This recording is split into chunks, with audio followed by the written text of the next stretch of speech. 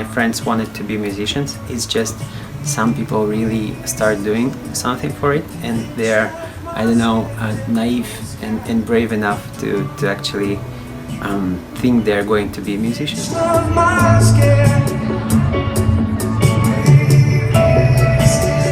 Well, my name is Sirotkin, and I work at Kaspersky lab as a retention manager, and in my spare time I also play music.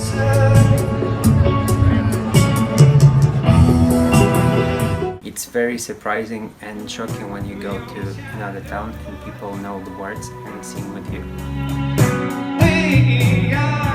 It is a sound of water falling in the bathtub. I know that when I'm there, nothing can damage me. Basically, safety is just a sense of calmness and maybe a little bit of relaxation.